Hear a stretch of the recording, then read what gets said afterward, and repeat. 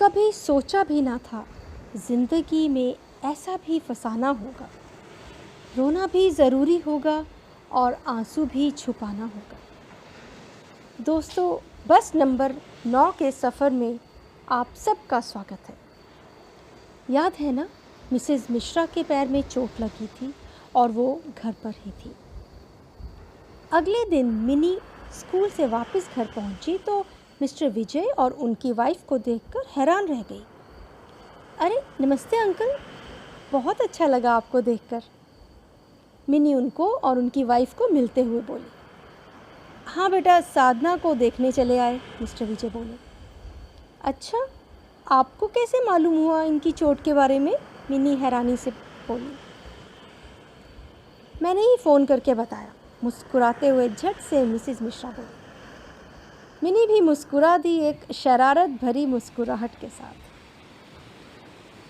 Mini mister विजय और उनकी wife को सी ऑफ करने गई तो मिस्टर विजय ने बातों बातों में बताया कि इस सैटरडे इवनिंग उनके कॉलेज फ्रेंड्स की गेट टुगेदर है। तो आपने मॉम इन लॉ को बताया? वो भी आ जाएंगी, बहुत अच्छा लगेगा उन्हें पुराने फ्रेंड से मिलकर। मिनी खुशी से बोल पड़े। नहीं मिनी बेटा, ये तो सिर्फ बॉयज़ पार्टी है, मिस्टर विजय हंसते हुए बोले। बेटा, गर्ल्स क्लासमेट का तो कोई अता पता ही नहीं हमारे पास। अंकल, मेरे पास कुछ 8-9 गर्ल्स का कांटेक्ट है। मैं उनसे मिलकर या फ़ोन पर कुछ और गर्ल्स का कांटेक्ट भी निकालने की कोशिश करती हूँ। अंकल, आप भी प्लीज़ ट्राई कीजिए। आपकी पार्टी कहाँ है सैटरडे को? मिनी के दिमाग में कुछ तो प्लान चल रहा था। हमारा तो बेटा बस एक ही फेवरेट वेन्यू है, स्वागत। अंकल, क्यों ना इस बार की गेट टुगेदर कॉलेज में ही की जाए? आप सब अंकल्स अपनी वाइफ्स को भी लेकर आएं और आंटीज़ अपने हस्बैंड्स को। कैसा रहेगा? मिनी बोली। Not a bad idea. मैं अपने सब फ्रेंड्स को कॉल कर दूंगा और उनको भी कह दूंगा अगर कोई भी हमारी गर्ल क्लासमेट के कांटेक्ट में है तो उनको भी इनवाइट करना। मैं कल ही कॉलेज जाकर प्रिंसिपल से भी मिल लूँगा और सारे अरेंजमेंट्स कर लूँगा। अंकल, मैं भी ज़्यादा से ज़्यादा मॉम इन लॉ की फ्रेंड्स को कांटेक्ट करने की कोशिश करती हूँ। मिनी ये बोलकर वापस अंदर आ गई और सारी बात मिसेस मिश्रा को बताई। लंच करके मिनी और मिसेस मिश्रा कॉल्स करने में जुट गई। मिसेस मिश्रा ने मिनी को संजय शर्मा का एक मैसेज भी दिखाया जिसमें लिखा था, साधना, मेरे पास एक बहुत बड़ा सरप्राइज़ है तुम्हारे लिए। सैटरडे को कॉलेज में मिलता हूँ सरप्राइज़ के साथ। क्या सरप्राइज़ होगा? चलो सैटरडे तक वेट करते हैं मॉम इन लॉ। शाम को जब राजन को मिनी ने गेट टुगेदर के बारे में बताया तो राजन भी उनकी खुशी में शामिल हो गया। झट से मिसेस मिश्रा के रूम में पहुंचा और बोला, अच्छा ये बताओ मॉम, आप क्या पहनोगे? राजन मिसेस मिश्रा की वार्डरोब खोल कर देखने लगा। मिसेस मिश्रा हंसी और बोली, कोई भी सिंपल सा लाइट शेड का सूट पहन लूँगी। वैसे भी मैं ज़्यादा कोई कपड़े तो लाई नहीं हूँ और मुझे सिंपल पहनना ही पसंद है। रहने दो मॉम, कॉलेज पार्टी में जाना है ना कि कीर्तन में। आप बस ये बताओ कि सूट पहनोगे या साड़ी? राजन मुंह बनाता हुआ बोला। राजन, मॉम इन लॉ के लिए सूट ही ठीक है। पैर में अभी दर्द है तो साड़ी में कंफर्टेबल नहीं होंगी। तो ठीक है मिनी, कल तुम मॉम को लेकर सेक्टर 17 पहुंच जाना शाम को। मैं भी पहुंच जाऊंगा। मॉम के लिए बट सूट ले लेंगे। तभी मिसेस मिश्रा बोल पड़ी, तुम दोनों को कुछ बोलने का फ़ायदा तो है नहीं, तुम लोग कहाँ मानने वाले हो। ठीक है। अगले दिन राजन ने मिसेस मिश्रा को बहुत बढ़िया सा सूट खरीद कर दिया। अब इंतज़ार था रिद्धिमा का और सैटरडे का। शनिवार सुबह ब्रेकफास्ट के टाइम सब रिद्धिमा की वेट कर रहे थे। 10 बजे डोरबेल बजते ही राजन दरवाज़ा खोलने भागा। रिद्धिमा के घर आते ही जैसे खुशी की एक लहर सी आ गई। रिद्धिमा कुछ हिचकिचाते हुए मिनी से मिली। शायद मन में कुछ गिल्ट था क्योंकि नाराज़गी तो मिसेस मिश्रा की बातें सुनकर पहले ही दूर हो चुकी थी। कैसे हो भाभी? रिद्धिमा के मुंह से पहली बार भाभी शब्द सुनकर मिनी को तो अच्छा लगा ही, राजन और मिसेज मिश्रा का मन भी हल्का हो गया। चलो चलो जल्दी से नाश्ता करें, आलू के पराठे हॉट केस में ठंडे हो जाएंगे, मिनी ने कहा। राजन ने मिसेज मिश्रा की तरफ देखा और दोनों ही अपनी हंसी छुपाने लगे। क्या हुआ, हंसे क्यों? मिनी एक एक पराठा सबकी प्लेट में डालते हुए बोली। कुछ नहीं मिनी, माँ बेटे का सीक्रेट है, राजन हंसता हुआ बोला। दोपहर तक चारों गप्पे लड़ाते रहे और फिर फटाफट सबने लंच किया और तैयार होने लगे। 4 बजे तो कॉलेज पहुंचना था। मिनी ने रिद्धिमा को भी कॉलेज चलने के लिए राज़ी कर लिया था। 4 बजे कॉलेज के गेट पर राजन ने मिसेस मिश्रा, रिद्धिमा और मिनी को ड्रॉप कर दिया। मॉम, ऑल द बेस्ट और खूब मज़े करना। गेट से एंटर करते ही मिसेस मिश्रा जैसे बरसों पीछे चली गई थी। कॉलेज तो एकदम बदल गया है। साइकिल स्टैंड होता था यहाँ, अब यहाँ नहीं है, कहीं और शिफ्ट हो गया होगा शायद। मिसेस मिश्रा की आंखें यहाँ वहाँ तेज़ी से घूम रही थी। मिनी और रिद्धिमा हंसने लगी। मॉम इन लॉ, साइकिल कौन चलाता है अब कॉलेज में? मिनी बोली। आपकी सब फ्रेंड्स कैंटीन के सामने वेट करेंगी आपका, और बाकी क्लासमेट्स कॉलेज ऑडिटोरियम में मिलेंगे।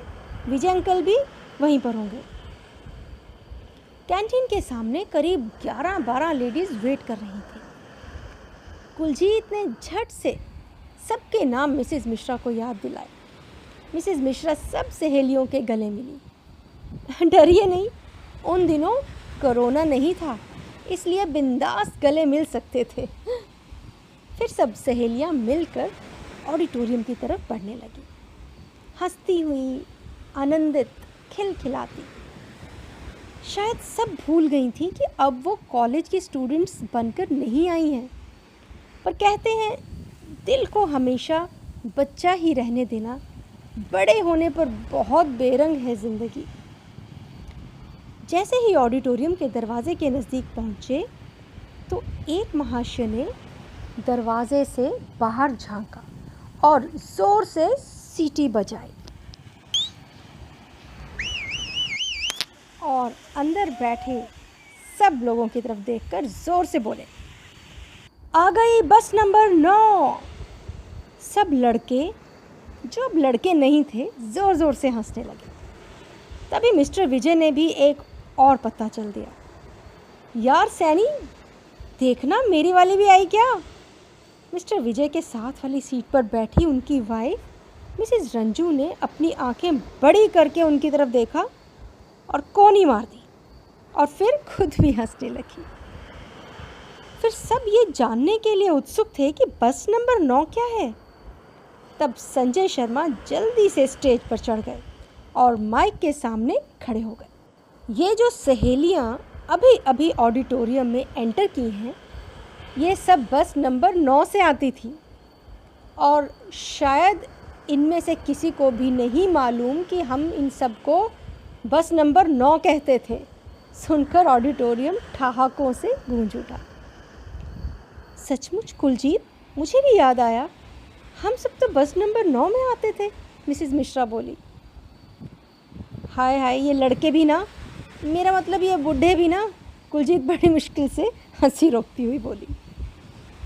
मिसेस रंजू भी ज़ोर से बोली, संजय भाई साहब, चलो ये तो बता दो इनके वाली कौन सी है? भाभी जी, इनके वाली इनकी रही कहाँ? और सारे हंस पड़े। वो तो कब की किसी और की हो चुकी। ऑडिटोरियम फिर से ठहाकों से गूंज उठा।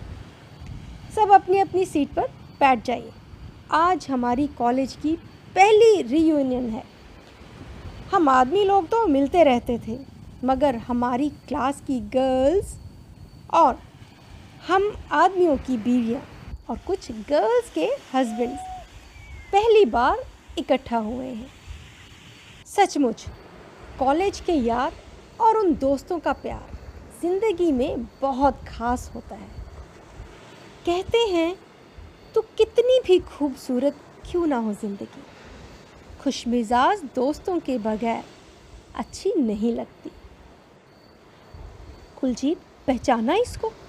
संजय कॉलेज के दिनों में भी ये स्टेज पर कितना भाषण देता था। इसका स्टेज पर चढ़ने का शौक गया नहीं अभी। कुलजीत, मिसेस मिश्रा, मिनी और रिद्धिमा धीरे धीरे हंसते रहे। ये तो आज मुझे कोई सरप्राइज भी देने वाला है ना मिनी। मिस्टर संजय ने सबका नाम लेना शुरू किया। वो सबको स्टेज पर बुलाने लगे, एक एक करके।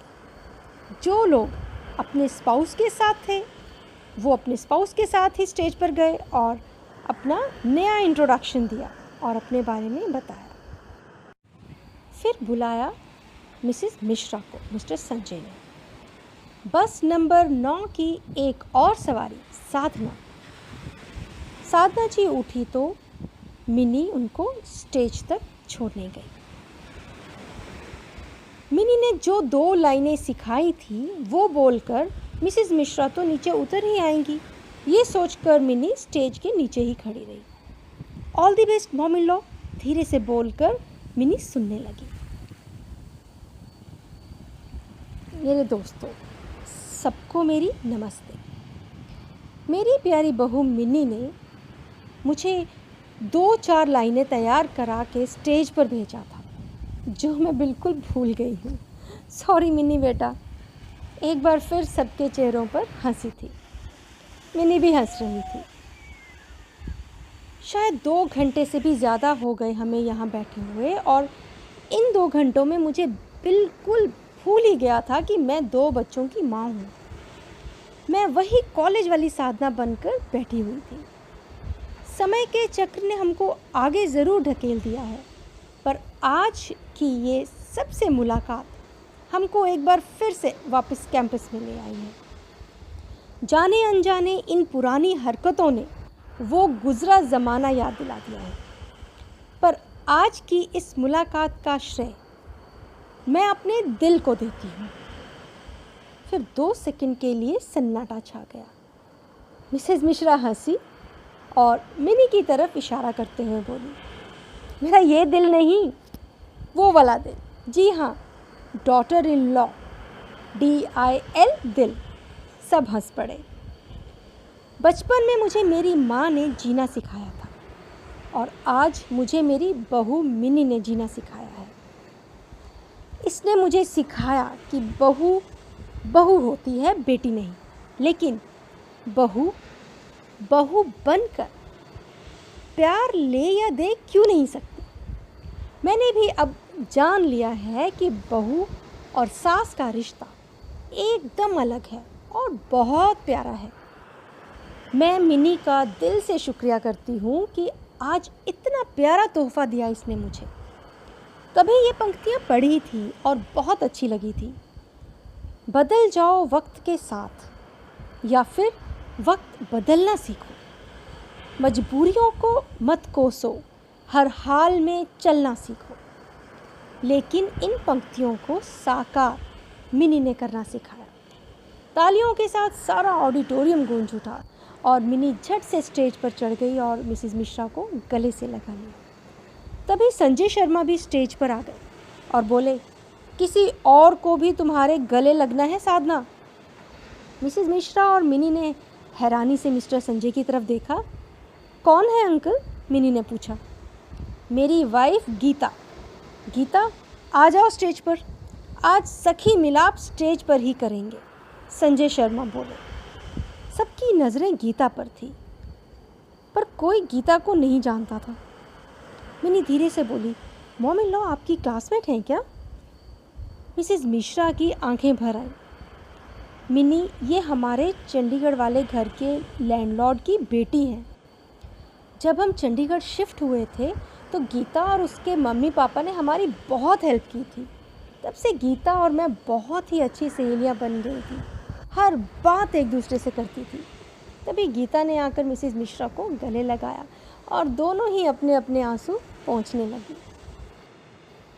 साधना, पहले सोचा कि तुम्हें फ़ोन पे ही बताऊंगा गीता के बारे में, मगर तुमने मुझे फ़ोन नंबर ही नहीं दिया।